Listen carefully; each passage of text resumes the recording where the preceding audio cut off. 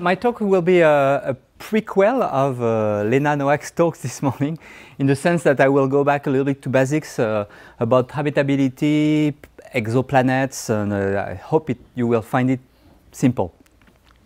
So the story is that, as you know, really back to basics, we've been discovering planets, exoplanets around other stars since 1995 through different techniques that I won't detail. But the story is that through radial velocity, transit, using different kind of a system, in particular from space, and in particular with the Kepler Space Telescope, gravitational lenses, direct imaging, astrometry, lots of methods.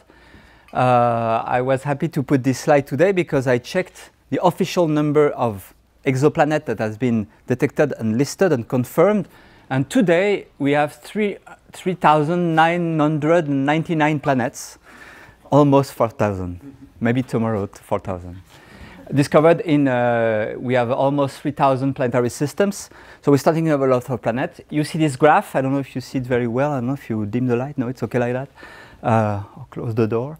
You see the planet mass, a function of year of discovery, starting in 95, and you can see that it's only in the past 8 years that we're able to detect planets which are about the mass of the Earth.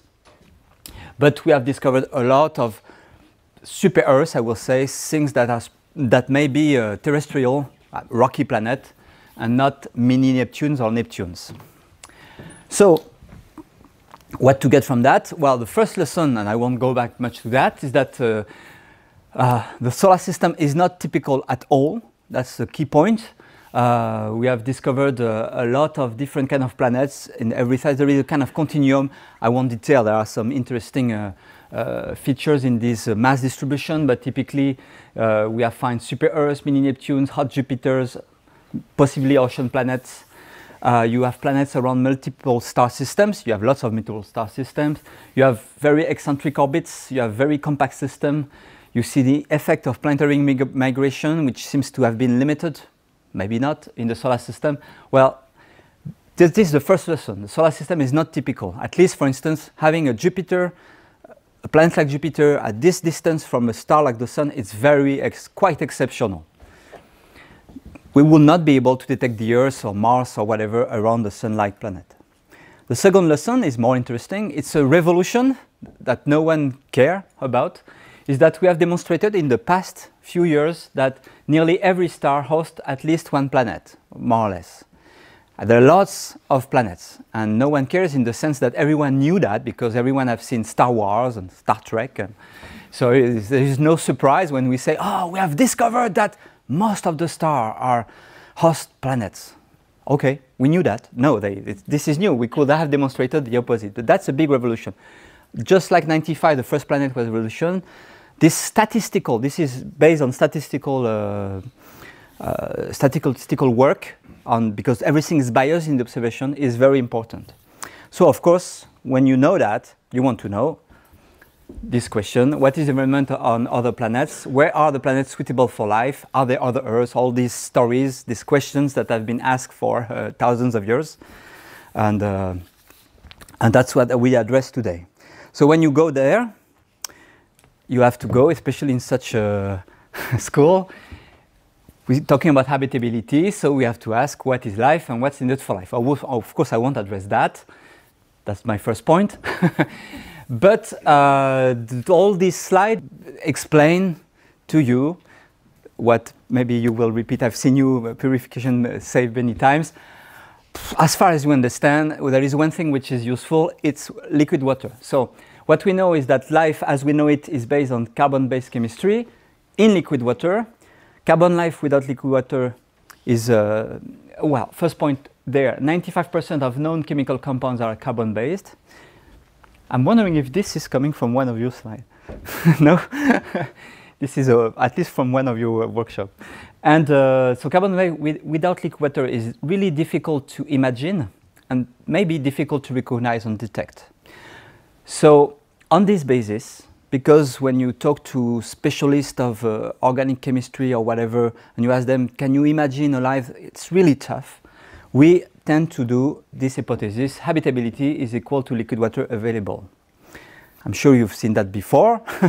And this will be our hypothesis today. It's good because I'm a physicist, so the only thing I will care about is, can we have liquid water?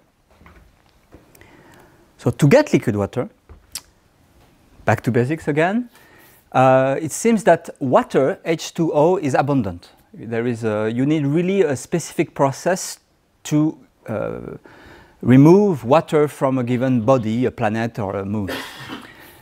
The problem is to get it liquid. So to get it liquid, you need an absolute pressure higher than typically 5.1 millibar, the triple point of water.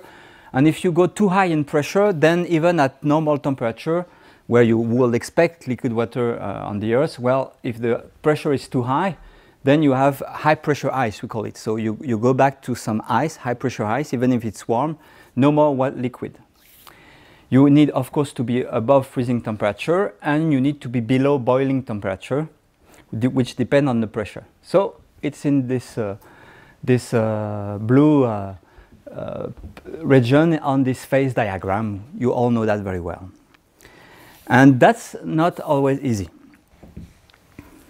So in the solar system, I'm sure you know where you find liquid water. You find liquid water on the Earth. And as mentioned this morning, and I think, yeah, this morning and maybe yesterday, the other places where you find a lot of liquid water are not on terrestrial planets, but in the moon, mostly in the moon of the giant planets, Europa, Ganymede, Callisto, probably on Titan, Enceladus, possibly on Triton or on Neptune, possibly on Pluto, and even possibly on Eris, which is a Pluto-like planet among the trans-Neptunian objects. We believe that all these bodies may host a subsurface ocean. It's because they are mostly made of ice. The ice at the surface is very cold. And if you go deeper and deeper, at some point you reach the 0 degrees Celsius temperature. And if the pressure is not too high, then you can have a layer of liquid water. And this liquid water, altogether, it's much, much, much more than what we have on the Earth. So this is, of course, where you can consider all these worlds, at least the one where you expect to have liquid water, to be habitable. But in reality, they are not completely habitable. Well, they are habitable, but they are not as habitable as the Earth, because we have to define a kind of hierarchy in the habitability. The reason is that all these water environment, of course, are in the dark with more or less chemical compounds, whereas on the Earth, of course, what is really important is the fact that the liquid water was on the surface, so it could benefit notably from the photosynthesis on the surface of the Earth. This is a lot of energy. This is a source of energy that has enabled the life on the Earth to change the environment, change the atmosphere in what we think is a detectable way from another solar system, stellar system far away. And this is a key point. So, the definition of habitability remains, I think it's a consensus that habitability means liquid water available, but it is also true that some habitable worlds are more habitable than others. First reason, as I just said, is the quality of habitability depends of if you have stellar light available, and the amount of different chemical species and energy resource that you can get to have life active. And secondly, something I didn't mention, but the duration of habitability will matter. If you have liquid water from a few seconds every millennium, it has no interest. But on the other hand, the Earth, if you look at the history, you all know that, has been have hosted liquid ocean for billions of years, and that has been a key. Within that context, various authors have suggested that we could define different kind of habitability, and sometimes it helps us to think. So class 1, first class, very good, are planets with permanent surface liquid water. That will be like the Earth. Class 2 will be, it's a little artificial, but it's a good way to think, planet which used to be class 1, but which has evolved. So the environment was very favorable for life to emerge as far as you understand it on the Earth. Maybe you have surface liquid water, that is good, access to solar energy, that is good. But then it evolves, no more liquid water, but then you can keep liquid water somewhere, typically in the subsurface, so that the life that has started, once it's evolved in Earth, is very, very robust and can evolve and live in the subsurface. That could be the case of Mars. It could also be, you can in some way put Venus, some authors put Venus in this class in the sense that we now have liquid water rich clouds in the upper atmosphere, in the mid atmosphere of Venus, and maybe there you could, in theory, imagine some life to be happy there, to survive there. It's very, very speculative. Class 3 are bodies with subsurface liquid water, oceans, in interaction with the silicate mantle. These are the big star in the solar system, Europa and Enceladus. You really have active volcanoes, an ocean, and a crust of ice. The problem with these bodies is that there is no access to light, solar energy, and photosynthesis. Class 4 is bodies which they have a subsurface ocean covered by an ice layer, but at the bottom you all have another high-pressure ice layer.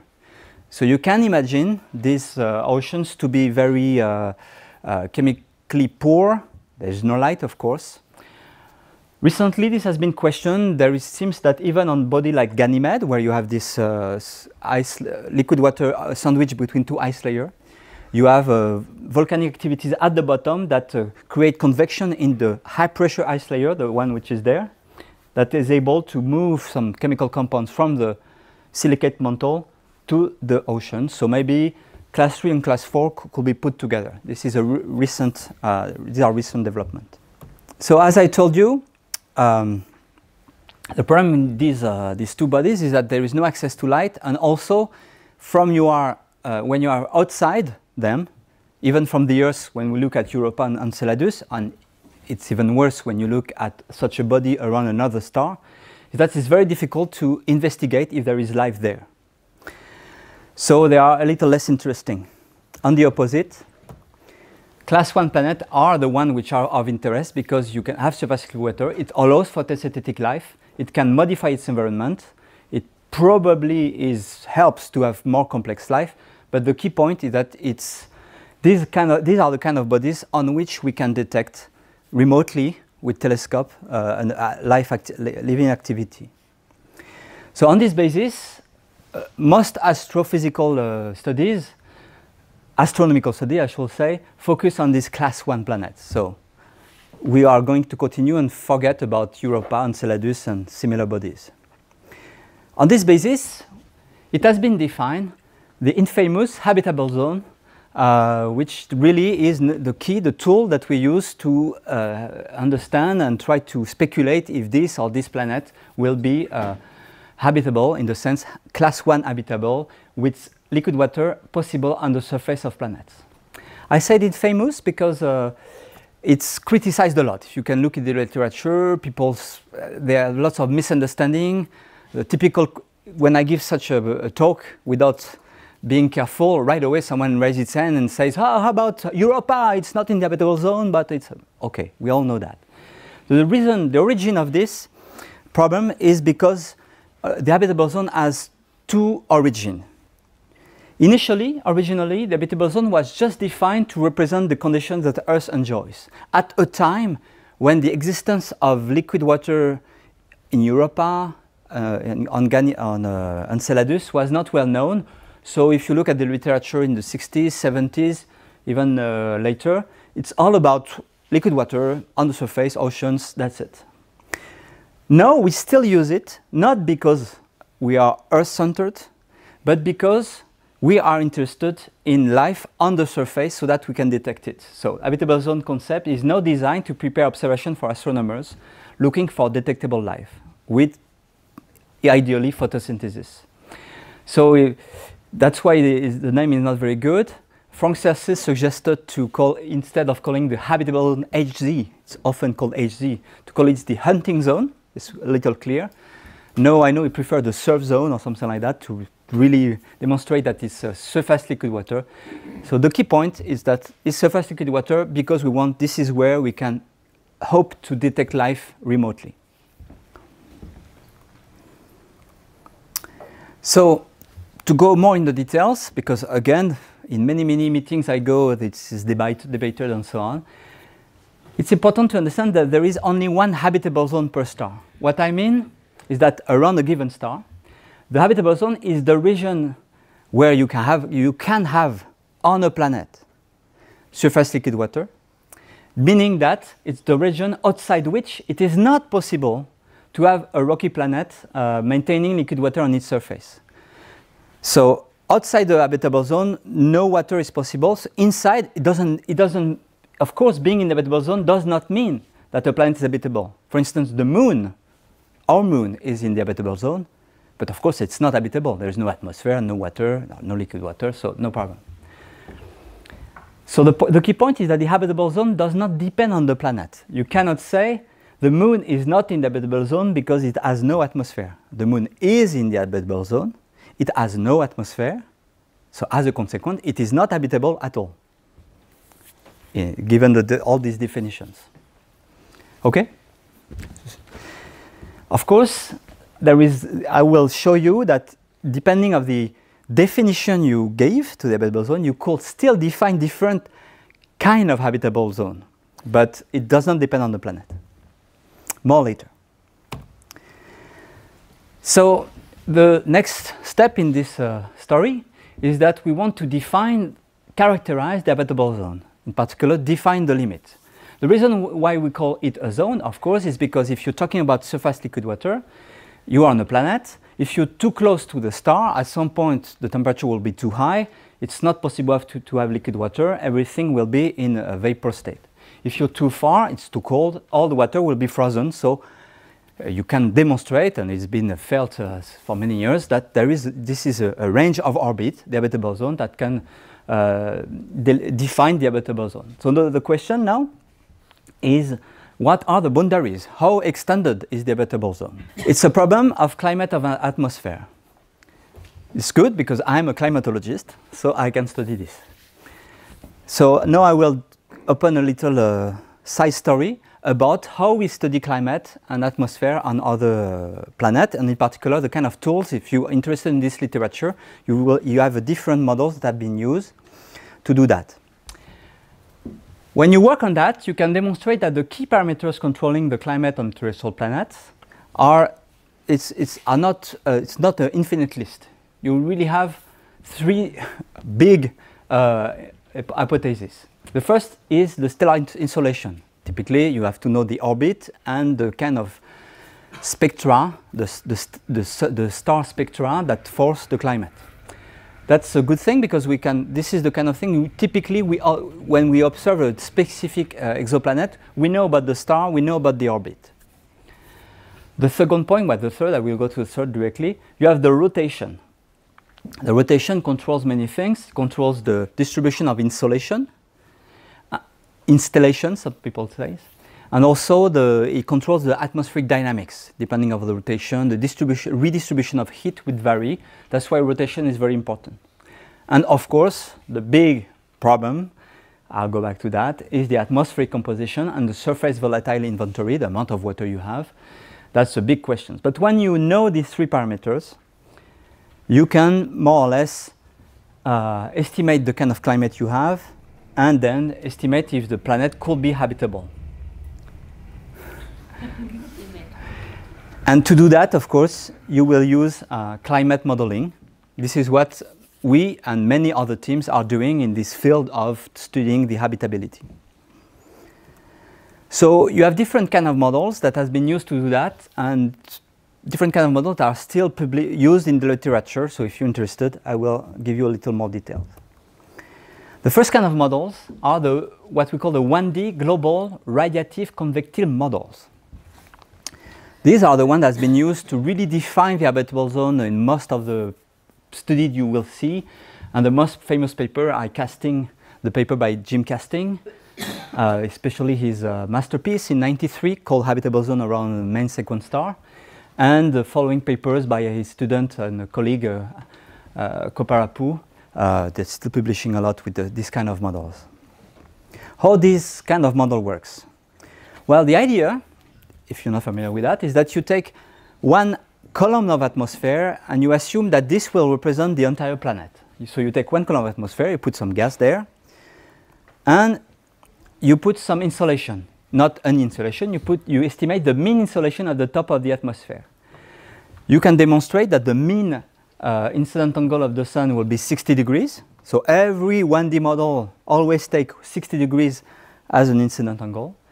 And the mean incident flux is actually what we call the solar constant, stellar constant, the amount of heat, amount of radiation in watt per square meter which is received where the planet is, divided by 4. Divided by 4 because the surface of the planet is 4p radius to the square, but the cross section is p radius to the square, so it's divided by 4.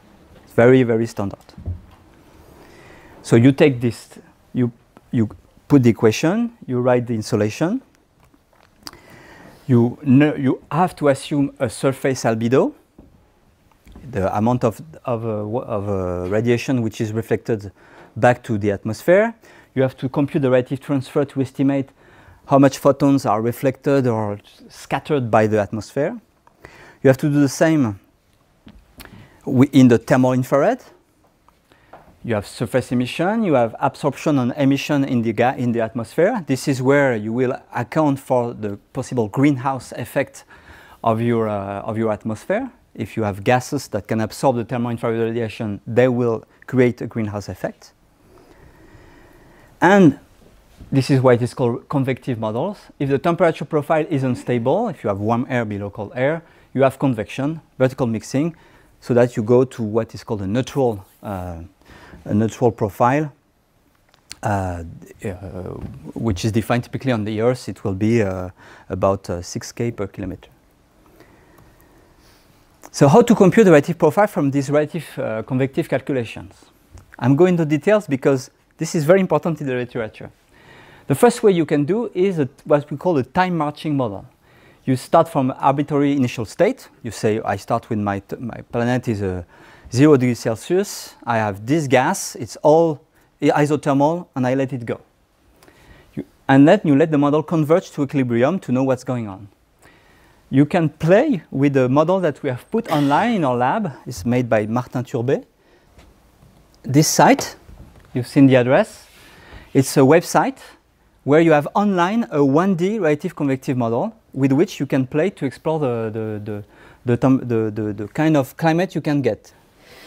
But in practice, most paper has been done using another trick which is called inverse climate modeling. It's very simple. This is the story. You take this typical 1D atmosphere. This is altitude and temperature.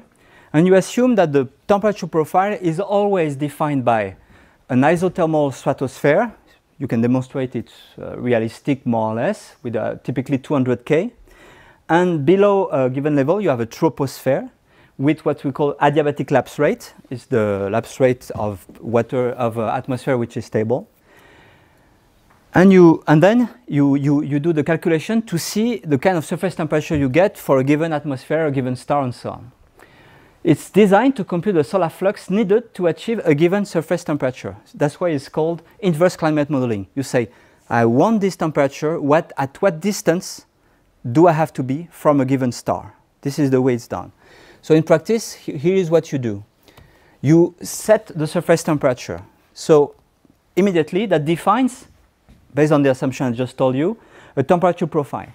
Once you have the temperature profile assumed, you can estimate the amount of water vapor which will be in this system, because the amount of water in the atmosphere will depend on the temperature profile. Typically, you can assume you are 80% saturated, for instance. That's a typical thing. When you have done that, it's quite simple. You do the radiative transfer to compute what happened to the photons coming from the star, and you can estimate the mean planetary albedo. And you do the calculation to estimate, since you know the temperature, the thermal infrared radiation transfer. And typically, you estimate the amount for this given temperature, the amount of radiation that is radiated by the planet, that is called the outgoing thermal long wave radiation. And once you know that, because you have an equality between the amount of radiation from the star which is absorbed by the planet and the amount of thermo-infrared radiation that is radiated away from the planet, you can directly estimate the flux of stellar radiation you need for this surface temperature. So it's weird, but each time, for many of the papers about habitability, you will see what is done is, say, for instance, we need 0 degrees Celsius. How far can we are we from the planet, from the star? It's not the opposite, and it takes some time to get familiar with this way of thinking, but that's the way it's done most of the time. So these are the old traditional studies papers since the 70s, 80s maybe. But now, of course, we can use more sophisticated models. You can use, there have been some papers with the 2D energy balance model. You have lots of work which are done with what we call theoretical 3D general circulation model.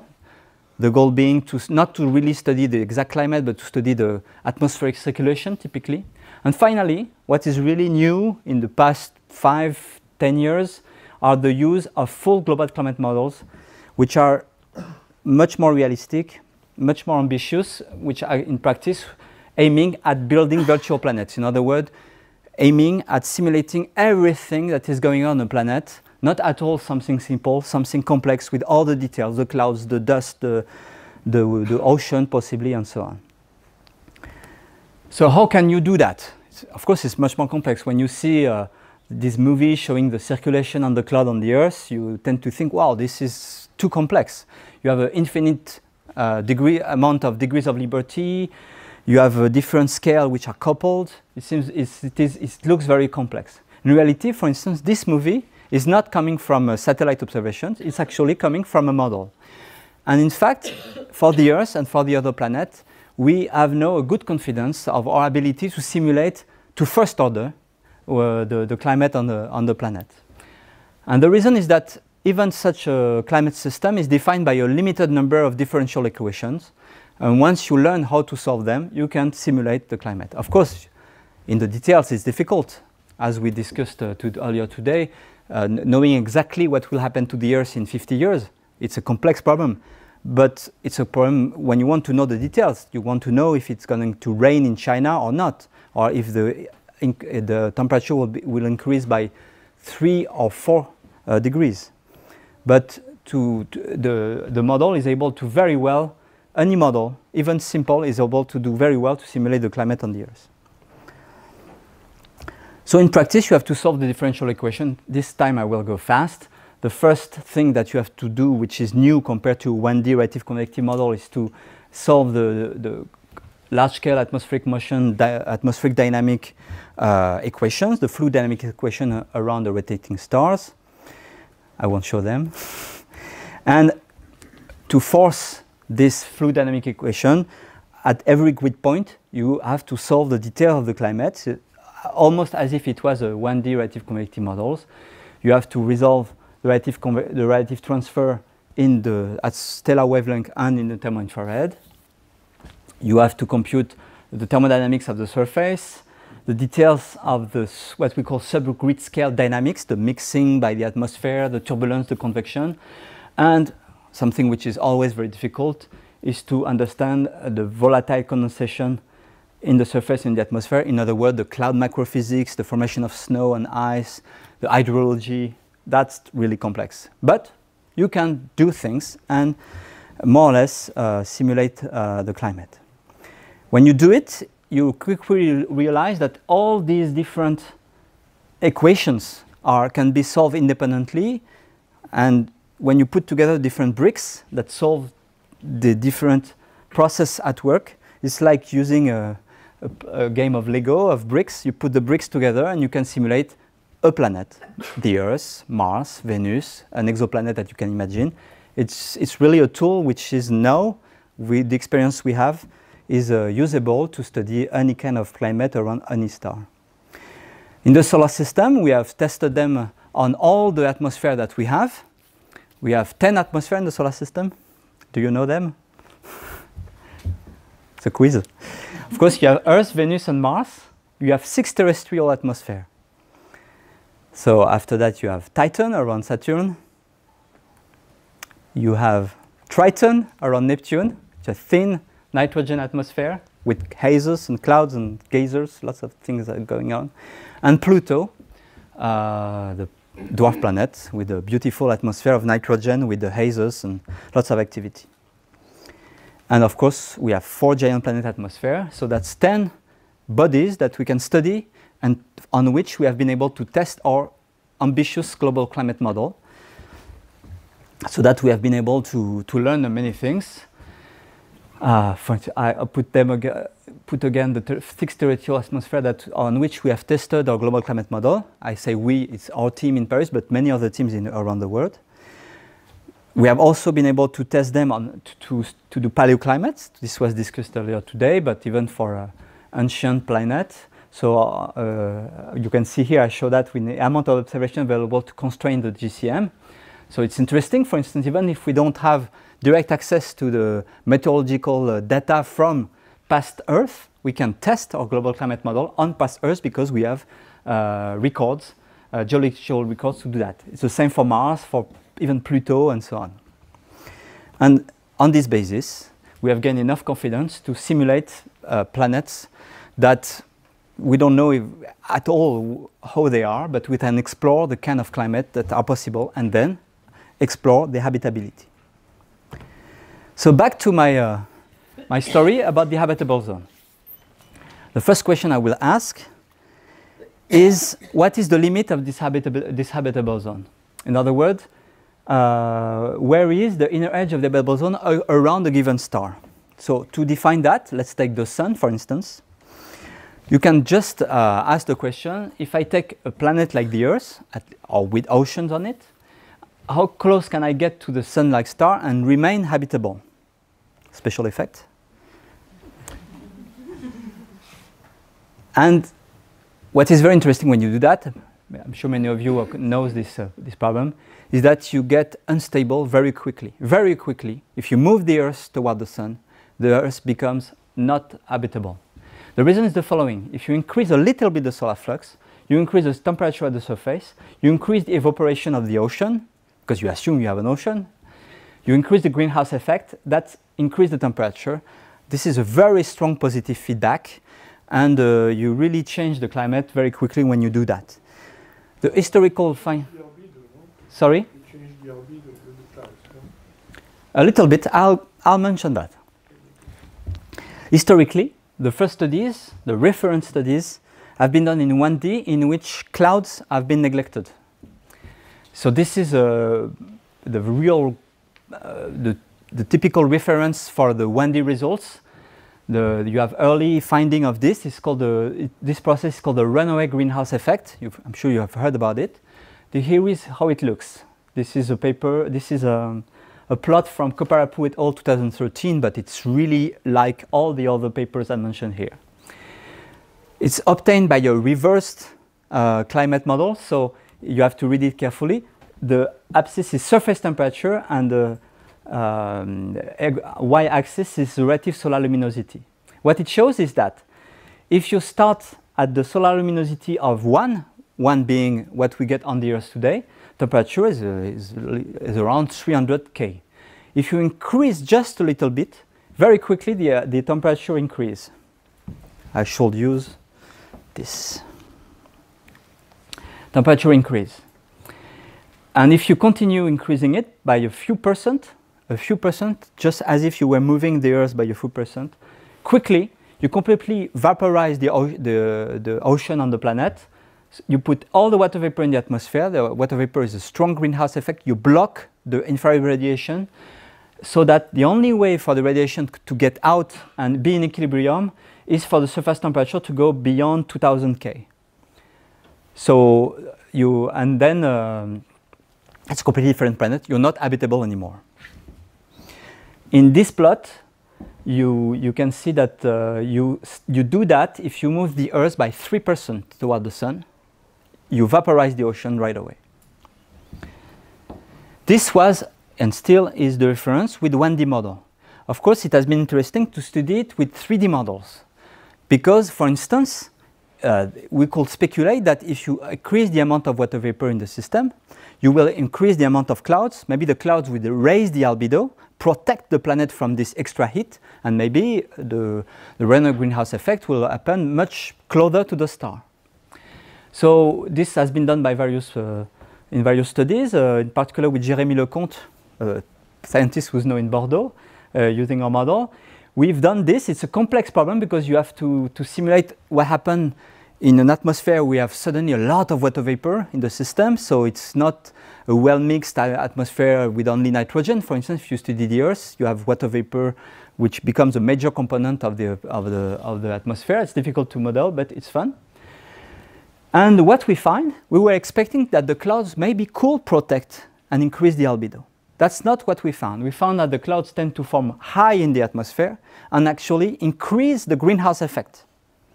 Because when you have high clouds, they are cold and they increase the greenhouse effect. So they actually tend to warm the surface. However, we find that compared to 1D model, the dynamics is such that you have lots of area where water vapor is unsaturated. In other words, even if you have a lot of water vapor in the system, you have area which remains dry, and so that the radiation can escape. This is how it looks. It's a little complex, but this shows the humidity. In red is when you have low humidity, and in the tropics, for the same reason that you have low humidity in the Saharan desert, for instance, you still can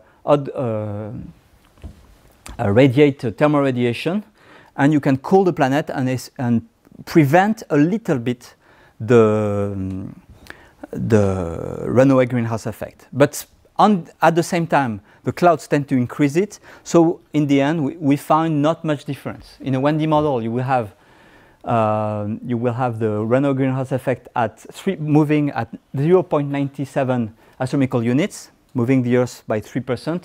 In 3D, you could just prevent it until 0.95. So it was interesting investigation to do it in 3D, but the results are not super striking.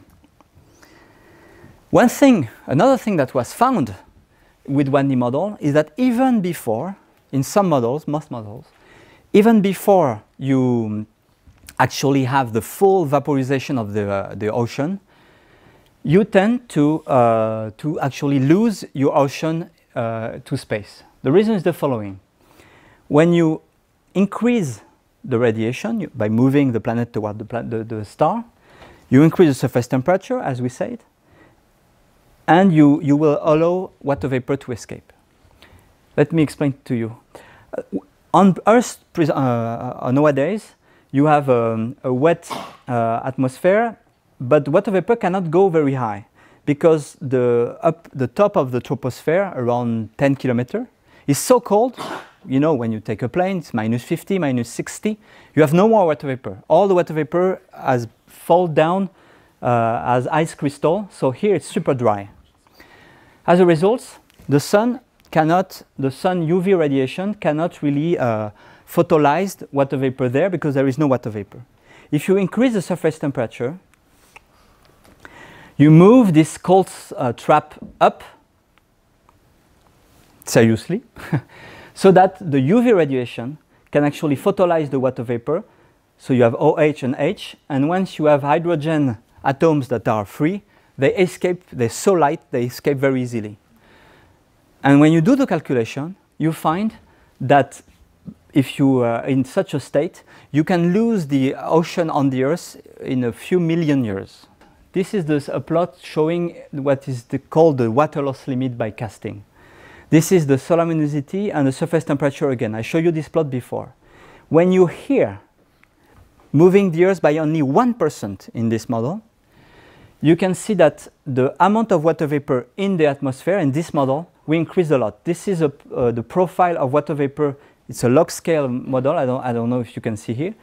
This is what we have on present-day Earth. You have 10 to the minus 2 mixing ratio in the atmosphere, in the troposphere, and almost nothing in the above 10 kilometers. But if you increase a little bit the surface temperature, for instance, up to 320 K and 340 K, you can see that the amount of water in the system is much, much higher. That's what's called the wet greenhouse effect. And so that even you can completely wet, can I say that? The upper atmosphere by just increasing a little bit the surface temperature, according to this model. And according to this model, you will lose the ocean of the Earth relatively quickly if you move the Earth by 1%. Recently, we've done a little more sophisticated modeling, and we found that it's not so obvious because the assumption about this isothermal stratosphere, I'm sorry to go into the details, but I'm giving you all the details of the current debate in the community. We find that if you do the iterative transfer of the upper atmosphere temperature, instead of having exactly 200 K, when you put water vapor, you tend to cool it and you prevent the process. That's what we found. That's what we published in Nature with Jeremy also. And this will prevent the story about the water loss limit. But this has been questioned by other papers. So there is an active debate currently whether or not, if you move the Earth by 1%, you lose the ocean or not, or if you go directly to runaway greenhouse effect by moving it by 5%. These are, in some way, details.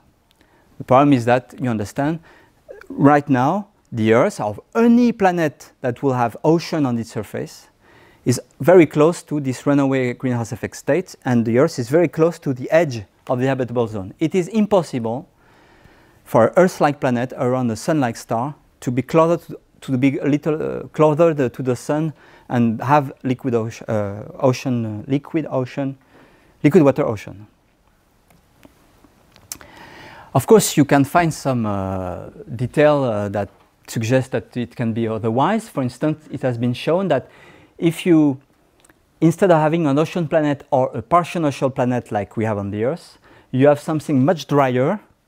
Many authors call that a dune-like planet from the famous science fiction novel Dune. If you have not much water on the system, water will tend to accumulate in the polar regions where it's cold. This region will be super dry, and you can demonstrate that with such a planet, you can move closer to the Sun without going into runaway greenhouse. And you can even demonstrate, that's been done in various papers, that this runaway greenhouse limit will depend on the mean insolation at the edge of the polar cap, the polar sea. And it is mentioned that then the runaway limit is significantly extended, but not by you cannot move very close to the Sun with this process. Let's now go to the other side of the habitable zone. What is the limit of the habitability for Earth-like planet, for instance? How far can you go before completely freezing a planet from the Sun? Interestingly, if you do that with the Earth, not easy, but in a model you can do it, you find that the limit is also very close. And the reason is the following. If you move the Earth further away from the Sun, you have more ice and snow, the albedo increase. If the albedo increase, you reflect more radiation. If you reflect more radiation, you lower the temperature again. So this is another positive feedback. You lower solar flux, temperature is lower, more ice and snow, the albedo increase, and you enhance this cooling. When you do that, I don't know if I have a slide for that.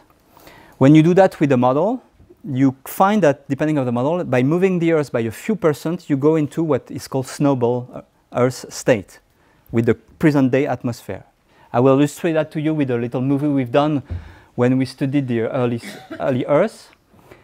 It's a climate model I will show you. You move the Earth by 12%, so you will receive 79% of the insolation.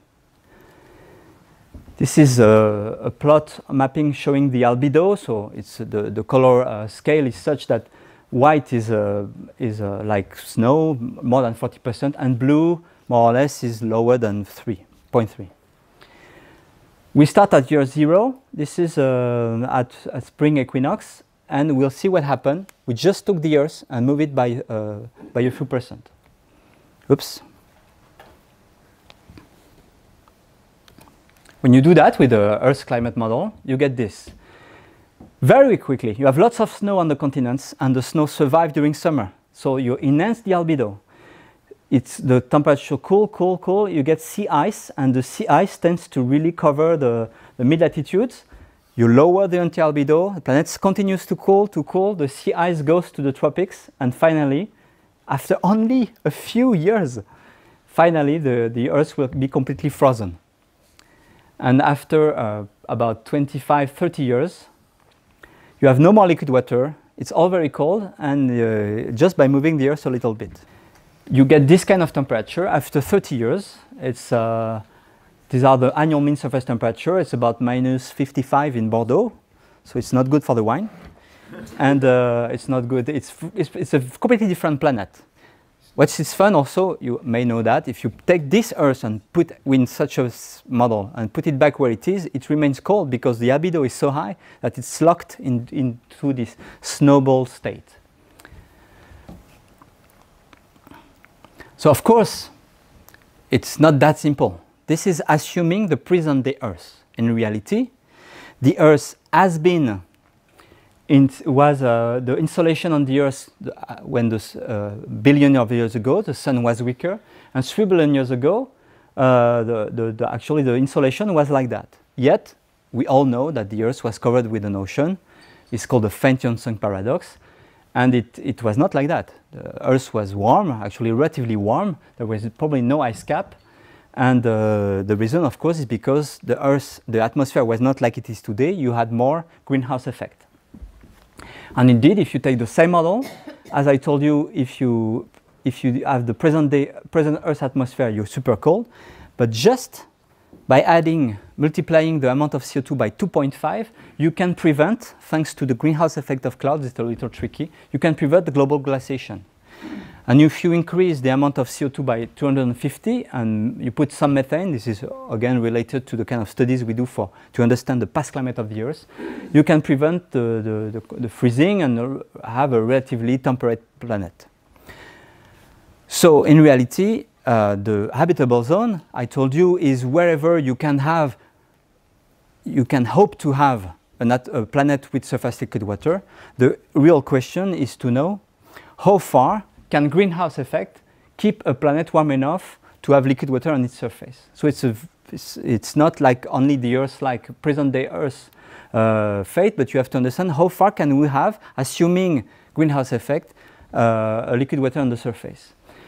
So what you find is that it's not an infinite limit. You cannot add greenhouse gas and go very far. Typically, if you take a standard greenhouse gas like CO2, even if you had methane or whatever, you cannot go beyond a few tens of percent. Here is the plot to illustrate that. This is the minimum flux to get mean surface temperature at 0 degrees Celsius, in other words, to remain habitable. And this is the amount of CO2 that is needed to remain habitable. So what you can see is that, you can read it that way, if you increase the amount of CO2, you can get away from the sun. You can have a flux which is half or 1/3 of what it is today.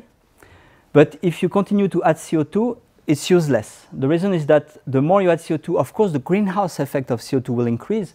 But because CO2 is also a gas that will scatter the radiation, it will increase through Rayleigh scattering the albedo of the planet, so that if you add too much, it doesn't help, because the main effect which will dominate is the fact that the planet will become brighter and brighter because of the gas that you add, without increasing much the CO2 greenhouse. So you can demonstrate that you can go up all the way to 1.7 astronomical units, and beyond that, whatever you do, if you add CO2 or even methane, it won't help. The only way to keep an atmosphere, well, there are several ways, but one way to keep liquid water ocean on the planet while being further away from this limit is maybe by taking into account clouds. We could demonstrate some time ago that in a cold atmosphere with lots of CO2, I use CO2 because this is really common. It's what we have on Venus, on Mars, we used to have on the Earth, it's what we expect to have on many planets. If you have a cold CO2 atmosphere, you tend to form CO2 ice clouds. These CO2 ice clouds to the eye look the same than water ice clouds, but in the thermo-infrared, they can do something that water ice cloud cannot do. They can scatter the infrared radiation. And this creates a very strong greenhouse effect called the scattering greenhouse effect, and can actually increase the distance from which you can remain hot, warm, around a sun-like star. But this is a little speculated, and in fact we did some 3D modeling of this and it doesn't work very well anymore. I won't detail that. Finally, there is one special case that has been put forward recently, is the case of hydrogen-rich atmosphere. So far I've talked about planets which are atmosphere, which are Earth-like, or what we can imagine for a terrestrial planet. CO2, methane, nitrogen, water, stuff like that. But if you assume that on a terrestrial planet you can have a thick hydrogen atmosphere as if it was a Neptune, if you want, or not too much, but then you can have a relatively warm climate. The reason is that at relatively high pressure, if you have like a few bars of hydrogen, then hydrogen can become a good greenhouse gas thanks to a process called collision-induced absorption. I won't detail that. One molecule of hydrogen is not a good greenhouse gas, but when you put high pressure hydrogen, it absorbs thermoinfrared radiation. We believe that either you are like a Neptune with millions of bars of hydrogen, so no surface, or you're like the Earth, and then you tend to all the hydrogen escape. It's an open question. You also can demonstrate that if you start with the primordial hydrogen atmosphere and you escape it slowly, at some point you will have the exact amount that enable the surface to have liquid water. And this will last for millions of years, or hundreds of millions of years, depending on the escape model. Okay, I won't detail that too much. What I just want to illustrate before moving on is that all this story started by a first paper in 1999 by Stevenson. It's a very short paper. This is the entire paper, speculative. But what he said is that if I assume hydrogen atmosphere, I can have a greenhouse effect that is so strong with a thick hydrogen atmosphere that just the geothermal heat will be able to keep the ocean liquid on the surface, so that you have planets in interstellar space far from any star and still have liquid water on the surface if you have a good enough hydrogen atmosphere above it. So it's interesting speculation, and that's already 20 years ago. So in summary, this is what we have around a sun-like star. This is the habitable zone. The likely habitable zone will be 95 AU. The limit, if you go beyond, closer to that, you need to speculate about, and I will go back to that, the fact that you don't have too much water and the water is stored in the cold regions, or you have clouds protecting the system and so on. And beyond, below 0.5 AU, it's almost impossible to have liquid water on the surface. On the opposite, if you're around there, you need some greenhouse gas, and beyond 1.5 AU, 1.7 AU, you have to assume something special, either a special greenhouse effect by clouds or some help from hydrogen. No, this is for the sun today, a sun-like star, and without at this time. Of course, habitability can evolve through time. And time, of course, is very important. So that's a very standard plot, but time is necessary for life to arise and evolve. I'm repeating things that you already know, but of course, the Earth formed 4.5 billion years ago. We don't know when life started. It was discussed this morning, maybe if some clues about 4.2. I understand you were not super convinced. But we don't know. Here I put a date for multicellular life, also it's speculative, but you can see, even if you take this very typical number, it took 2 billion of years to start multicellular life. And the first animals, I mean the one that we are coming from, are maybe 500–600 of million years ago. And then it took a lot of time to get to intelligence. You may ask me, are we intelligent? I'm not sure, but there is a definition used not by us, but by, for instance, people who are interested in extraterrestrial intelligence communication. The definition will be if you are able to build radio telescope. So we are intelligent because we can build radio telescope and communicate and try to communicate with other intelligence. So it takes a lot of time. The problem is that habitability is not constant. Things evolve. The first things that evolve are the stars. I mentioned it already, but a star flux evolves so that the habitable zone evolves. This is a typical plot you can get on Wikipedia. This is the evolution of the sun. The reason, as most of you know, I'm sure, is that the sun is a thermonuclear reactor. You take hydrogen and you have fusion and then you get helium. With time, you get less hydrogen in the core and more helium. The density increases so that the amount of heat released by the sun increases. In practice, it's not really the temperature or the brightness temperature of the sun that increase. It's really the size. The size of the sun increase in size so that even if its temperature doesn't change much, you have more and more radiation. You can see the luminosity here. As I mentioned before, when the sun was young, it was maybe 25% weaker than today. Through its main sequence, its radiation has increased, its flux has increased, and it will continue to increase. This is today, of course, and it will continue to increase in the future. As a consequence, the habitable zone that I defined earlier is moving. This is a plot showing you the solar system habitable zone through time. This is the probable habitable zone, the likely habitable zone, and the maximum possible extension that I mentioned before. So I will use this plot to tell a few stories about the solar system, the lessons from the solar system. Let's start with the Earth. You can see that the Earth is here now. It started in the habitable zone, but far from the inner side limit, meaning that it needed some greenhouse effect to be habitable. And the greenhouse effect adapted until now. We have a weak greenhouse effect, believe me. And in the future, of course, it will leave the habitable zone in typically 1 billion years from now. It will be, in theory, the ocean will vaporize and will be the end of the world. So 1 billion years from now, we have time. What's interesting here is this, the fact that we had to start with greenhouse effect and adapt it with time. How is that possible?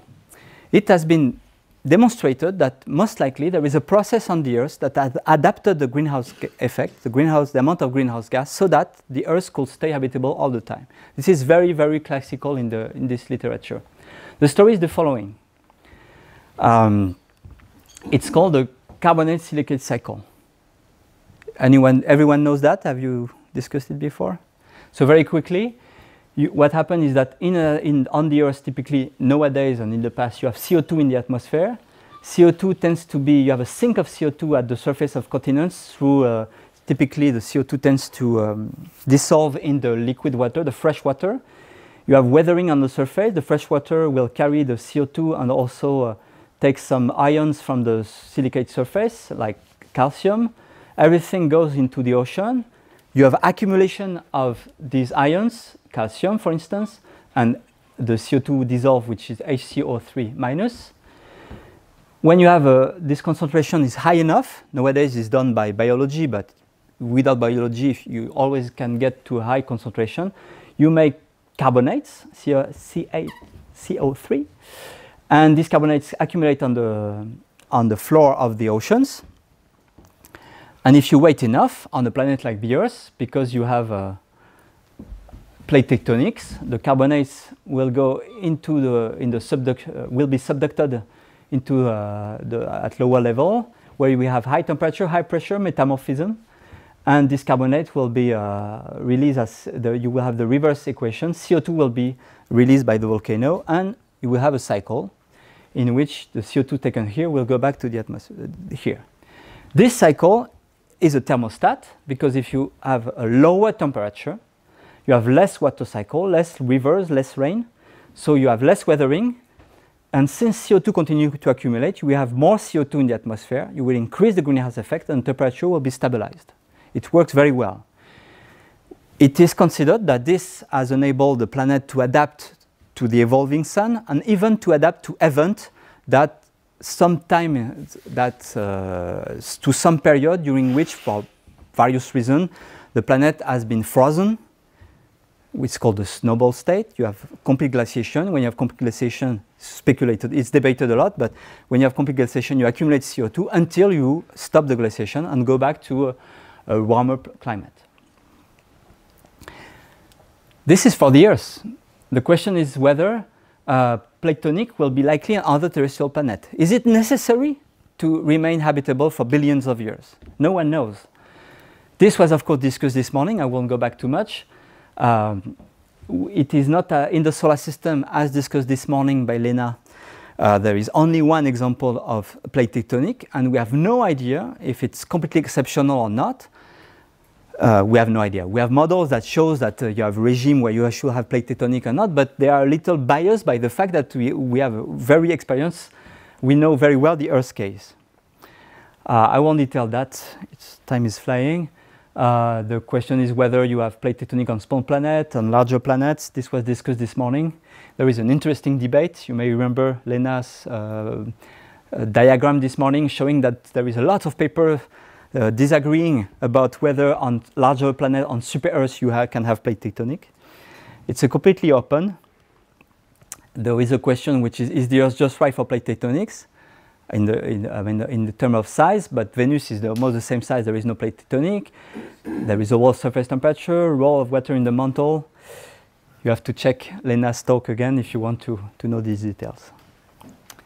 I went back one slide because the slide that I skipped just before stopping, someone came to me and asked the question related to this slide. So the question was, but if we don't have the plate tectonics to do this geophysical thermostat, then it doesn't work and we're all dead.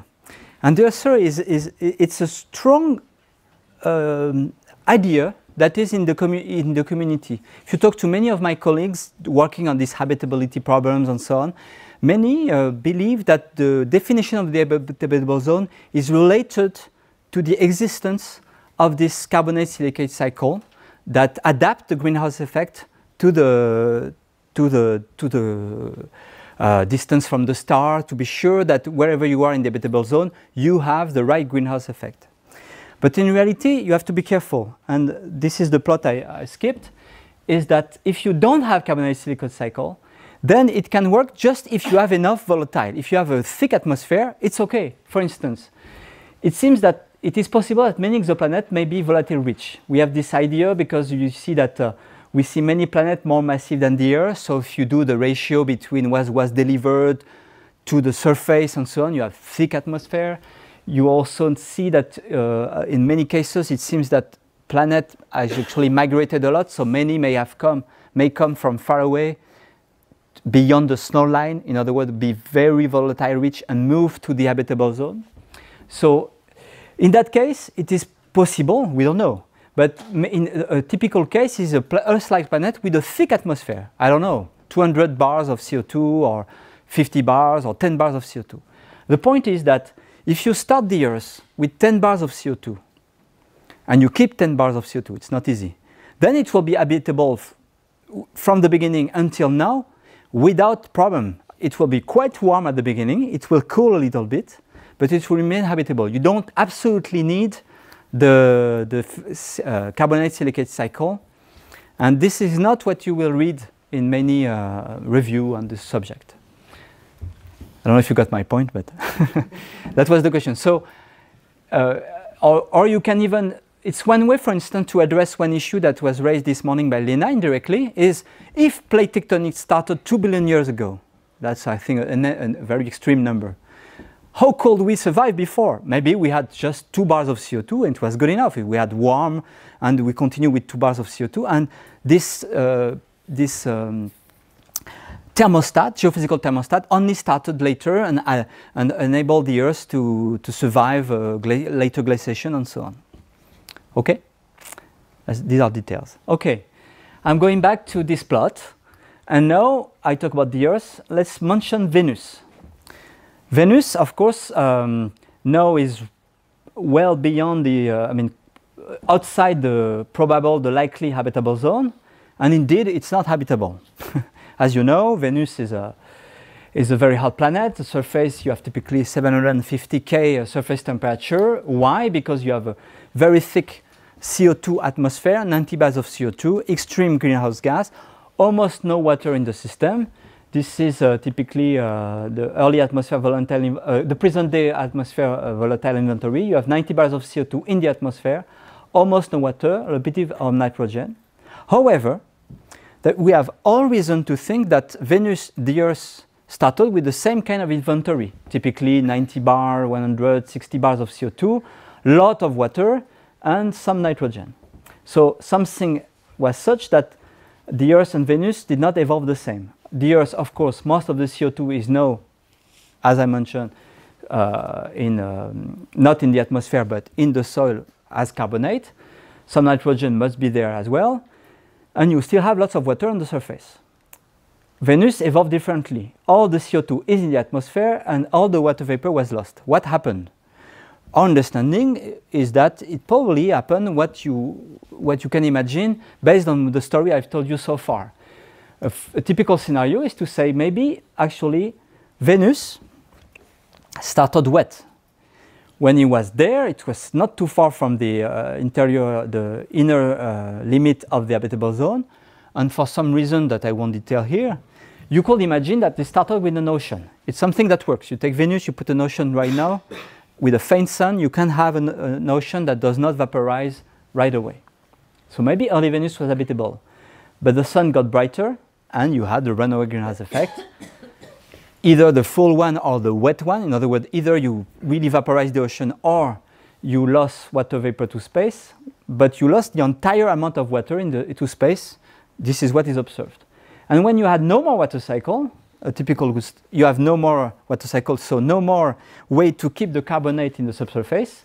So the CO2 accumulated in the atmosphere, and this is the present day Venus, no more water vapor, 90 bars of CO2, a very hot surface. That's a very standard scenario that you read it in many reviews. It's an exciting scenario because it suggests that for some time, maybe 1 billion years, you had an ocean on Venus, maybe life, dolphins, whatever. Of course, maybe more likely alternative scenario, more likely but not as fun, is that we never had ocean on Venus. The reason being that when Venus formed, like on the Earth, you started with the magma ocean, with all the volatile in vapor state around the planet. On the Earth, it cooled enough so that water condensed and formed the oceans. Maybe on Venus, because it was beyond or too close to the sun, below the inner, the limit, the runaway greenhouse effect limit, the water never condensed. You can demonstrate it works. You have lots of paper, as I mentioned here. You can especially read this paper by Amano et al. In 2013 in Science. Water never condensed and in fact escaped right away without forming oceans. Right on Venus right now, you have a very high day-to-age ratio, maybe by 100. The meaning of that, I'm sure you're all familiar with that, the idea is that it demonstrates that whatever water was there initially, it escaped. So it's a good story to say we started with a full ocean, everything escaped, and as in this scenario here, that's why you have this 100 time enhancement in day-to-age ratio. But you can find other scenario. I will give you one example. Imagine you start with Venus with no more water at all, no more HDO, no more H2O. Then if you have one comet coming from time to time, this is about the amount that you have in the atmosphere. You have comets coming from time to time with their own D2H ratio, which is not so different from the one that you have on the Earth. The water puts water, HDO and H2O in the atmosphere. This water vapor escape, and it's enough, escape sufficiently to create this D2H enhancement by 100. What we will love is to be able to get to geological records, a little bit like we have on the Earth and like we have on Mars, to see how was Venus 3 or 4 billion years ago. Of course, we cannot, because when you look at the surface, you see many craters, and when you count the craters, you can demonstrate that the Venus surface was completely resurfaced by a global event sometime 1 billion years ago, roughly. So we have no access to what happened before. If you look carefully in the literature, you can find paper speculating that this resurfacing event corresponded to the end of the ocean and the runaway greenhouse effect. That's a big speculation. It will be exciting, though. Okay, let's move to Mars. I didn't mention Mercury because it has no atmosphere. It has always been out the habitable zone, no interest. Let's start with Mars. So Mars initially was beyond the edge of the habitable zone, and now is slowly going in. And if he had a good ocean and atmosphere, it could be habitable today. In reality, when you observe Mars, you find that it's not habitable today, but it used to be habitable there at this time. There are lots of observations, and I will go super fast because it's late and it's a little parenthesis in my story. I just wanted to review the fact that we can demonstrate that Mars, 3 billion years ago, 4 billion years ago, when it was young, was covered by liquid ocean with rivers and lakes. We have lots of clues for that. We have the historical one is called the valley networks. If you go to the ancient terrains with lots of craters, you find rivers, trace of rivers in many places. You can demonstrate that in the ancient terrains like here, the erosion rate that you can estimate by looking at the degradation of the big craters, smaller craters, smaller craters, you can show that the erosion rate was like that. Very high erosion rate, Earth-like erosion rate 3.5 billion years ago, and starting 3 billion years ago, let's say, an erosion rate which is almost negligible. See the log scale, you can see these papers here. In the 90s, we discovered everywhere in the ancient terrain layers, deposits like that. That shows like sun lines. You have lots of deposits that if you ask an earth geologist, they will tell you this is coming from, this is an erosion, a terrain that was eroded, but it was certainly accumulated at the bottom of an ocean or a lake. We find deltas, I won't detail. And now curiosity, all these geologists, robotic geologists are exploring places where you used to have water, sediments, very good story. And also do mineralogy, where you find a lot of minerals that suggest that they were formed in the presence of liquid water. So the typical story is that Mars 3-4 billion years ago was covered by liquid water. It was habitable. Good story. But it's really a mystery. If you want to compute to understand how was that possible, you have several enigmas. So you have question that remains. Okay, we find in the geological records that there were liquid water apparently in the surface. It's not clear yet if the conditions suitable for liquid water were episodic or stable on over hundreds of millions of years.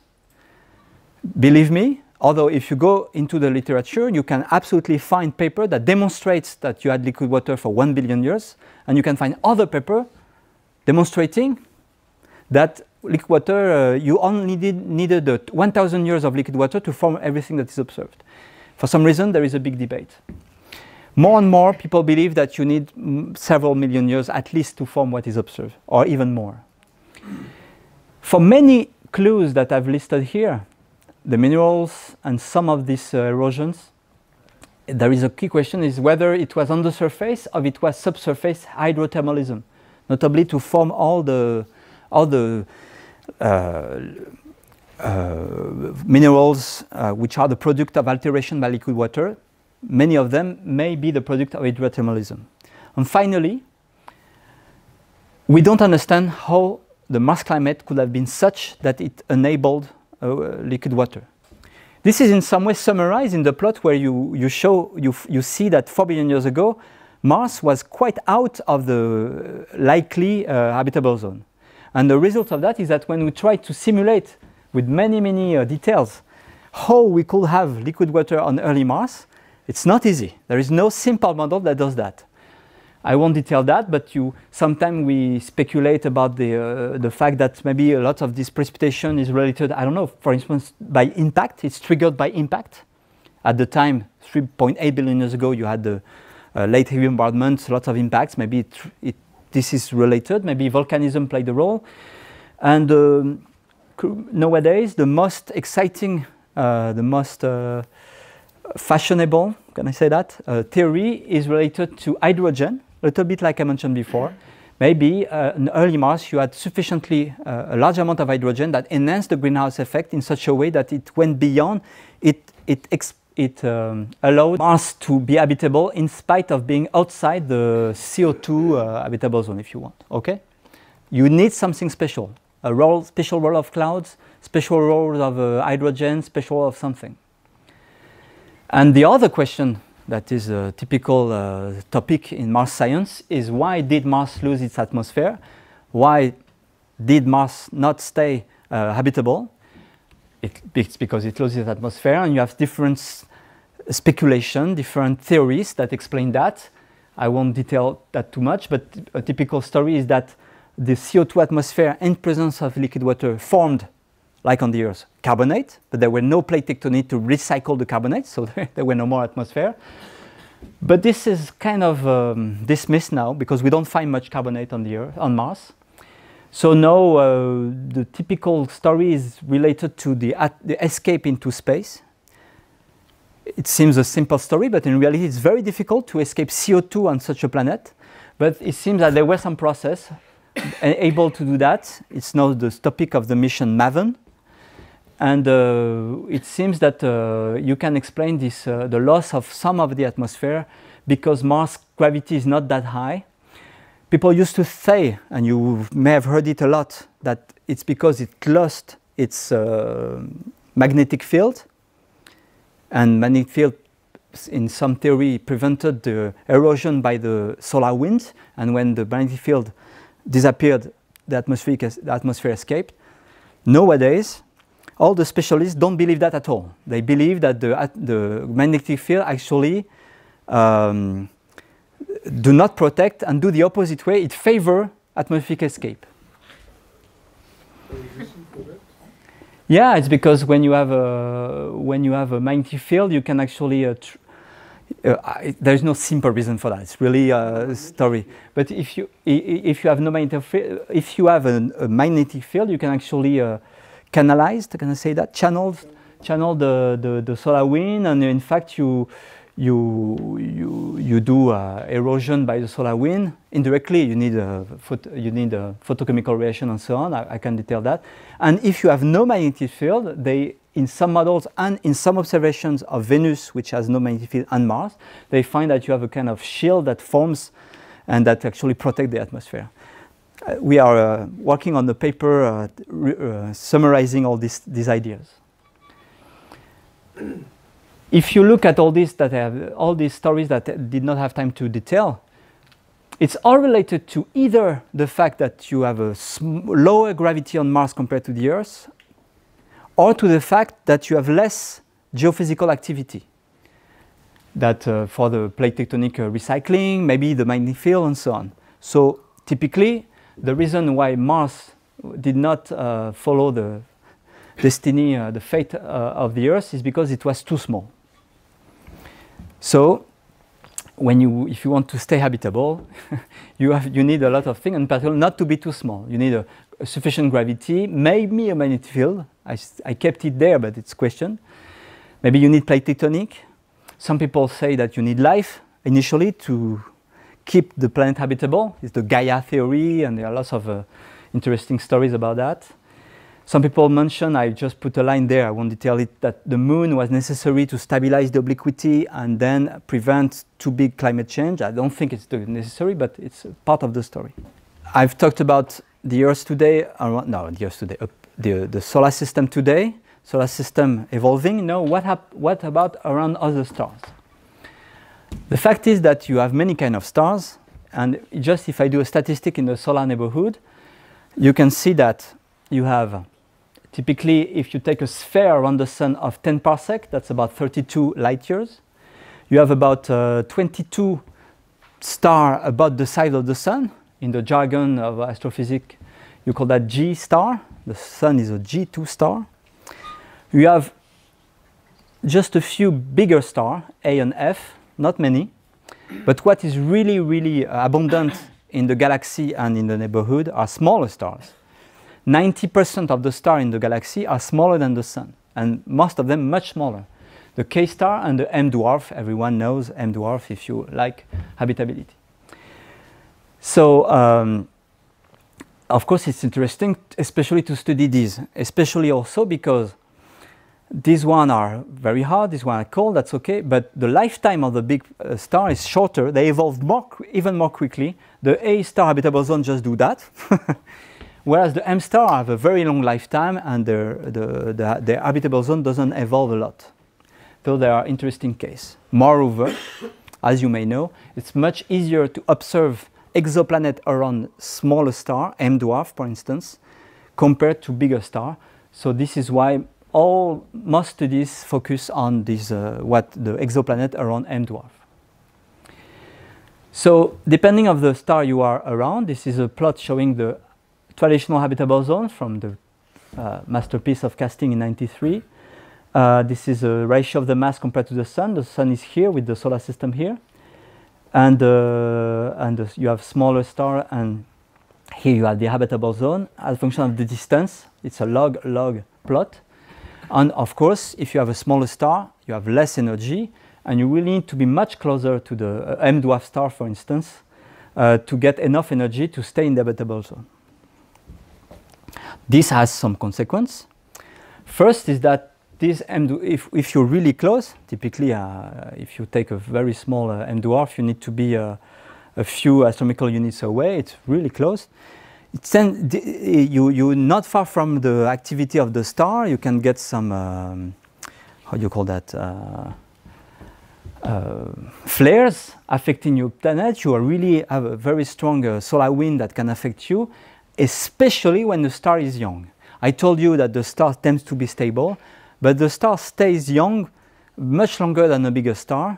M dwarf star can stay young for 100 million years. When I say young, if for 100 million years, its flux will be higher than what it will be when it will be on the main sequence, just like what the Sun was when it was really young, but the Sun was really active, telluric type and so on for only a few million years, or even less, whereas M dwarf star can stay very active and young, I will say, for 10 or 100 million years. So it's enough for that time for the planet to have a runner greenhouse effect and so on. So let's go back to this story about the habitable zone and so on around K and M dwarf star. What happens when you are around the M dwarf star, for instance, you have a redder stellar spectrum. And that changed a little bit the story I gave you before. For instance, you have a weak atmospheric ray scattering, you have a lower planetary albedo, so that you need, you will go into runner greenhouse effect even for a lower flux. That's okay, it just changed the shape of the, you can see here, the shape of the habitable zone. More interestingly, you have the effect of tides. Just like the moon around the Earth, when you're in the habitable zone around a small star, you tend to show the same face to the star, and typically every planet will at least have a resonant rotation with a zero obliquity. So you will have the pole which will be cold and the equator quite warm. And in most cases, in many cases, you have a locking with a permanent night side and a permanent day side. What's interesting for this problem of the running greenhouse effect is that when you model the climate on in such a case, when you are tidally locked with a permanent day side and permanent night side slowly rotating due to the tides, you find that you tend to have clouds forming only on the day side. You have a very high albedo on the day side because of all these clouds, whereas the night side remains cold. And if you do the math or you do the simulation, you find that this is very efficient to protect the planet from going into runaway greenhouse effect. So this was found by Jeremy Lecomte some time ago with our model, but actually published first by Jun Yang at the University of Chicago, and you can see the title here summarizing this idea. Stabilizing cloud feedback dramatically expands the habitable zone of tidally locked planets, because again, you have this shield of clouds forming only on one side, and on the night side you can cool the planet. And the albedo effect is really asymmetric, and this time it works, whereas, if you remember, I told you that when you do that on an Earth-like planet around a Sun-like star, the clouds tends to actually enhance the greenhouse effect. A word about the glaciation. It's a little bit different. Again, you have a redo stellar spectrum, and you can show that if you have if you are around a star which is red enough, small enough, then suddenly water ice and snow is not the bright material that we know on the Earth. If you were on such a red planet, you have lots of flux coming in the near infrared, and in the near infrared, this is a typical spectra. Let's look at this green stuff. This is snow albedo. The snow is really bright at the visible wavelength, but starting at 1 micron, it drops, and actually snow is super dark in the near infrared. Since around such a star, most of the flux is not like the sun here, but like this, well, suddenly the snow is no more something bright and reflecting radiation. It's something which is actually dark and absorbing radiation. So you have no more no albedo water ice feedback, or at least it is reduced. Doesn't change much the story, but in some details, yes. I will go fast on this because it's late. Just to say that it changed a little bit the story for the greenhouse effect of CO2. And again, you have the effect of tidal rotation, and we can wonder if it will be a problem, because if you are cold and you have a super cold pole because you have no obliquity, maybe all the ice and CO2 and gas will be frozen there. And even worse, if you have a permanent, if you are completely locked with a permanent night side, maybe all the atmosphere, all the water can be stored there, and you have no liquid water available on the day side. So this is a summary of this is a more recent plot showing the habitable zone as it is discussed today in the literature. This is adapted from Sarah Seeger, and you can see the kind of plot we do today. This is the mass of the star relative to the sun. The sun is here, smaller star. These are the stars that have been observed, and this is the distance. And you can see that you have, as I mentioned at the beginning, you have different kind of habitable zone, because you can take the one for Earth-like planets, the one for dry terrestrial planet or slow rotating planet, if you take into account hydrogen atmosphere planet, as I discussed before. So I will finish with a few stories. First question, have we already detected potentially surface habitable planets? And I will use this to give you a few examples of investigation we've done on possible climate on other stars. In the year 2000s, the only thing we could detect were giant planets. But we discovered right away a lot of giant planets in the habitable zone of various stars. So it was already exciting. At the time, if you look at the science fiction literature and movies, it's all about giant planet in the habitable zone and with habitable moons. You can see a lot of this because all the planets we could say. So for instance, at the time you had this famous movie, Avatar, and Avatar is a, is a habitable moon around, I think, Alpha Centauris, because it's a moon around the giant planet. We could detect the giant planet, not the moon. Then, in the mid-2000s, we started to detect not Earth-sized planet, but super-Earth. And one of the big discovery at the time was the system of Gliese 581, discovered with ARPS. And it was very exciting because quite quickly it was discovered that it was a system with several planets. And this planet, at least the C, the D, had a mass which was which was consistent with them being super-Earth, in other words, terrestrial planet, rocky planets. So at the time, everyone was excited. The publication by Stéphane Udry in 2007 The first publication was, okay, that's the Habitability search for southern exoplanet. They have published 40 papers like that. But number 11 was an habitable super-Earth in a three-planet system. This was super exciting. This was the very first terrestrial planet discovered in the habitable zone of any star. So this made headlines. This is in French, sorry, but it was very exciting. But then it was put on archive. Everyone knows archive. And Frank Celsius in Bordeaux next door said, what are you talking about? Gliese 581c is there, so it receives more energy than Venus. It cannot be habitable. The astronomer says, oh no, we estimated the brightness temperature and it's 40K, it's okay. No, 40K, 40 Celsius. It's not okay because if you put an ocean, right away it goes into run a greenhouse effect. So they got convinced, and this is the preprint, but the final article is like that, super Earth in a three-solar system. Okay. Then, in 2010, the US team, using their own data and some of the data from HARPS, decided that they have discovered a 3.1 mass planet, Earth mass planet, in the around Gliese 581, a new one, 581G. And this one was super exciting.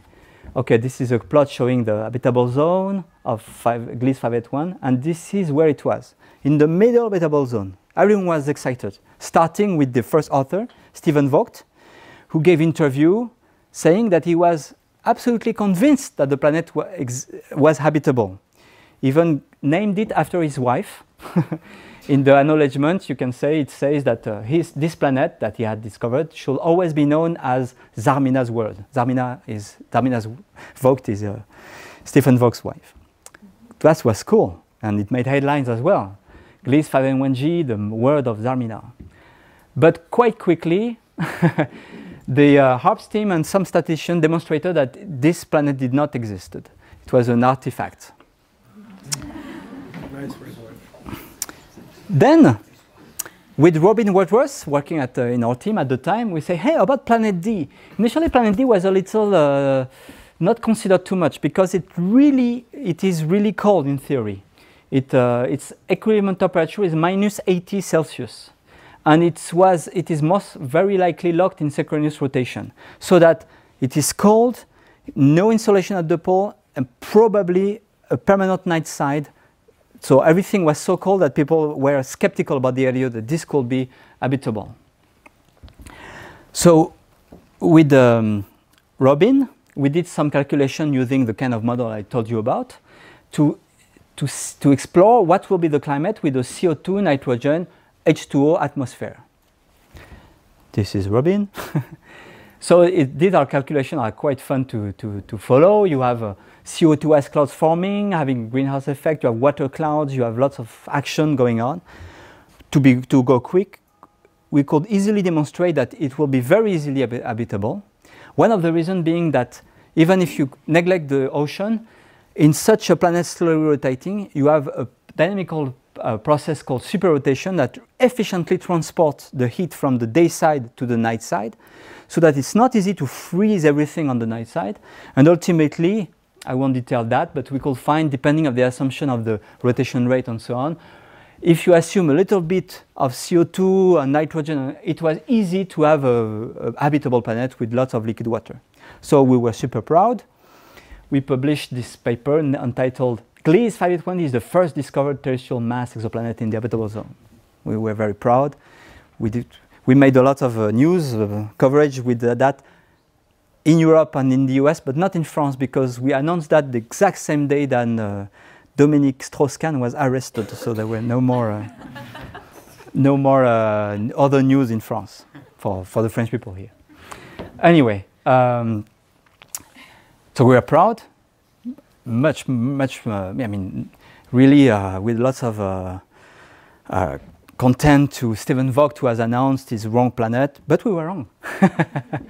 Because years later, that's 2014, it was announced that stellar activity masquerading as planets in the habitable zone of the M dwarf Gliese 581. That means there is no planet D.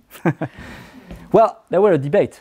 Some teams say, no, you're wrong, and they say, no, we're right. I don't know. I think To be honest, I think it does not exist. I think the first paper is quite convincing. There is no planet D. I just wanted to illustrate you the kind of debates we have. There have been, since then, this is 10 years ago in some way, there have been a lot of discovery of planets which are clearly terrestrial in the habitable zone of their star. For instance, if you take the Kepler catalog, you have lots of examples. Some are can be discussed, of course. Kepler 552b is a little too warm in my opinion, but many of these works very well. So there is no first to announce about planet that could be habitable. We have no idea if there is water or an atmosphere around these, but they are at least in the habitable zone. We got an exciting announcement in 2016 with the discovery of Proxima b. It's an Earth-sized planet and which was found around the star closest to the Sun.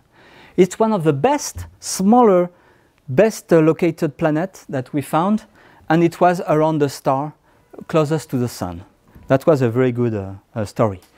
So I won't detail that, but Proxima is a small M star, 12% the mass of the Sun, so it's really red. It's an ultra-cool dwarf. But Proxima b is well located. It's a little bit inside the habitable zone compared to the Earth. I mean, outside, colder, little colder in terms of flux, but it works very well. And it was very interesting to explore the environment of Proxima b. So there have been several papers on that. I wanted to mention the work by Martin Turbet. And again, to illustrate to you the kind of challenge we have to address when we want to explore the possible climate, the habitability of such a planet. So you can take GCM, I told you, you just say, okay, we have an ocean, no ocean. You can say this more or less CO2, more or less nitrogen, more or less whatever you want, and you say what will happen. When you want to do that seriously, you face a new challenge compared to the list of 4 models that I told you. Typically, when you take a full global climate model, you have to assume oceans, or you have to say ice is there and something like that. But you cannot do that. To have a really good modeling of the climate, not only you have to simulate the climate for years, but you have to simulate the climate for hundreds of thousands of years so that you can understand where, if you put water on this system, the water will go. Will it freeze on the night side? Will it make glacier on the pole, which will cover the planet? So that's the kind of work that has been done. When you have a limited water inventory, you need a full 3D GCN with what we call the converged water cycle to simulate where the water reservoirs are. Because they don't go when it's warm and it can melt. They go when it's cold. You have cold trapping. If you have a lot of water, it seems to be easier, but no. Because then if you have a lot of water, then you have a global ocean, and then you have to take into account to fully simulate the climate impact of the ocean on using a 3-dimensional ocean model, and that's another complexity. So there is a level 5 in this complexity with these problems. Very quickly, Martin Turbet did a lot of simulations and could summarize his finding with such a plot. Such a plot shows you typically for assuming, for instance, synchronous rotation. It takes all what we know about Proxima b, and it takes a planet, put various amount of gas, nitrogen, CO2, and various amount of water, and then let it go for a long time and check what happened. And this is what he finds. Typically, when you start with not much water, you have no water, but if you have a little bit, depending on the CO2 you have, if you have too much CO2, you're too warm, all water is in vapor state. If you're too cold, then everything will be dry and all water will be stored as glacier on the night side. Then if you if you have more water in the system, then the water tends to accumulate on the night side, okay, but it will flow to the day side. Either you have lots of glacier flowing or you have liquid water flowing, and depending on the greenhouse effect you have this different possible regime. For instance, here, this is a regime where you have a lot of water but a cold temperature, so you have a glacier there and some water flowing to the day side, and here will be super dry. If you have a lot of water, then you have a complete ocean. If you don't have a very strong greenhouse effect, everything will be frozen except the substellar point where you have open ocean. This is called the eyeball solution, which was published before by Pierre and Pierre. It works very well. If you have lots of water vapor, whatever you have for greenhouse effect, you have liquid water somewhere. If you have more CO2 in the system, more greenhouse effect, then you can have less ice and more liquid water. And if you have a lot of CO2, then everything is unfrozen with, as you can see, this little point where you have water ice clouds near the substellar point as I described before. What is interesting in this story is that if, for Proxima b, you assume you have a high inventory of water, more than on the Earth typically, well, then whatever you do, you have liquid water somewhere. It has to be habitable. It's interesting because it is quite likely that Proxima b is volatile rich and certainly water rich. Then the debate is whether if it started, for instance, with, I don't know, 5 Earth ocean in quantity, whether it survived the initial period during which the star, as I mentioned, was very active, typically 100 million years. Maybe 4 oceans escaped and 1 ocean was left, so that you were in this regime. A question that can be asked is why is this interesting if Proxima b is closed? Compared to all the planets, very interesting planet that has been discovered by ARPS or by Kepler. The answer is not because we can go there. It's not possible to go there. Even though it's the closest star, as you know, it will take 70,000 years for Voyager 1, the fastest spacecraft currently, to go there. There have been speculation about faster spacecraft, but I won't detail them. No, it's cool because we can observe it. So I have no time to detail that, but the story is that currently it's difficult to do much about it, but with the extremely large telescope that should be ready around 2025, maybe later, we will be able to do direct imaging, distinguish Proxima b from its star, and do spectroscopy, and be able to characterize its atmosphere. And if we're super good, characterize if it has an ocean or not. But this is not the ideal case. The ideal case when you want to observe an atmosphere and see if a planet is habitable is to have the case where you are lucky to see the system by the edge so that you have the planet transiting in front of the star. So it was disappointing to find that Proxima b is not like that. It is now demonstrated it's not transiting. So we don't have easy progression. But the big exciting observations that has been performed since was this suite of observations. It's the TRAPPIST-1 system. Everyone knew about TRAPPIST-1? TRAPPIST-1 is a 7 Earth-size or smaller planet that has been observed around a very small star. And I will go very fast. It is super exciting because we will be able to observe most of this planet by transit. And it has now become the priority for future observation, notably with the James Webb Space Telescope. About habitability, we can show that TRAPPIST-E is like Proxima b. If there is enough water in the system, it will be habitable. You can almost demonstrate it. F and G are a little further away from the star. They need greenhouse gas to be habitable. These ones here are too warm, and if you do the climate calculation, they tend to all be in runaway greenhouse state. So this will be the objective of James Webb. So the problem with James Webb is that every year the launch is postponed by 2 years.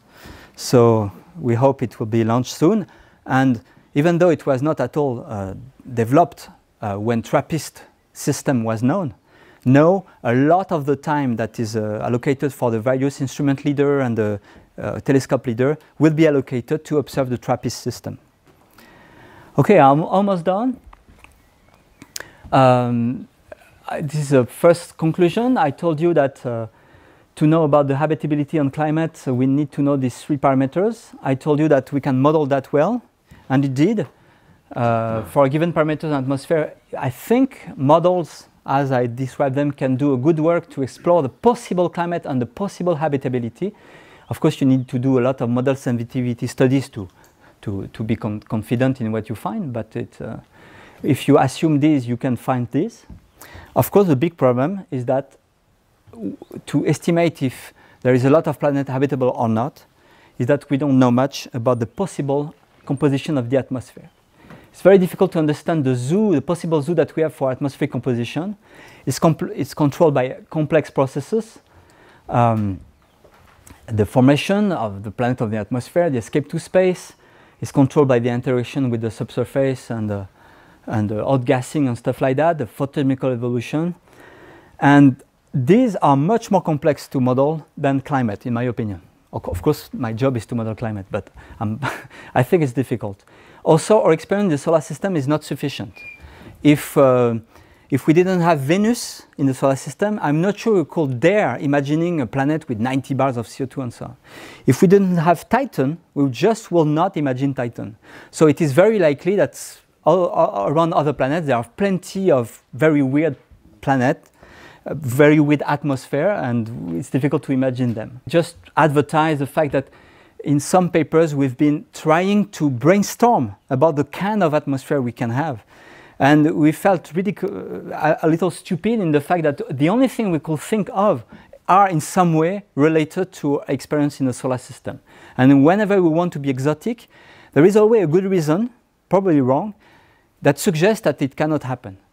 What I mean is that this is a plot where we show the kind of atmosphere we can expect as a function of the mass and the distance from the star, typically.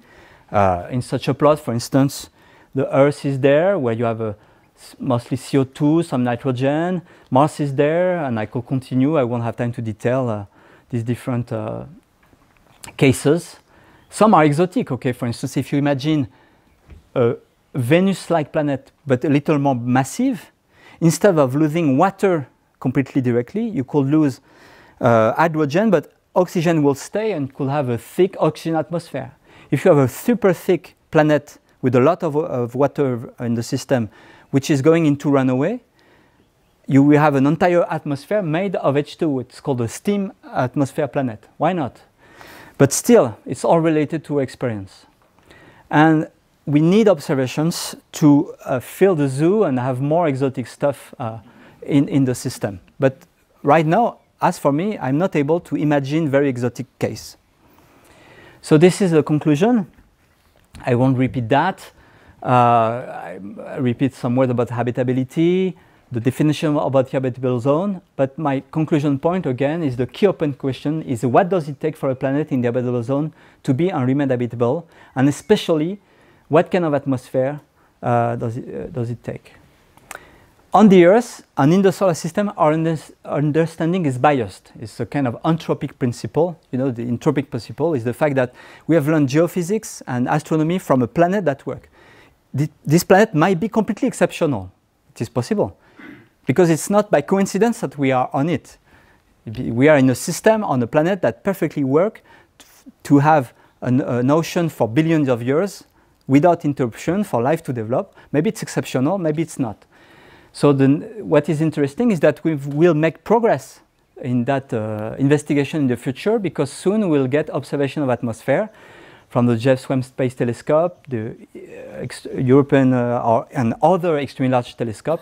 Ariel, I did not mention it, it's a space telescope designed to monitor many kinds of atmosphere, mostly about big planets, but it will be super interesting. So we will learn a lot from atmosphere, even outside the habitable zone. It's okay if I fill my zoo with stuff which is too cold or too warm. At least we'll make progress in these questions. What kind of atmosphere can we expect, and what kind of volatile inventory can we expect elsewhere? Thank you. I will finish here.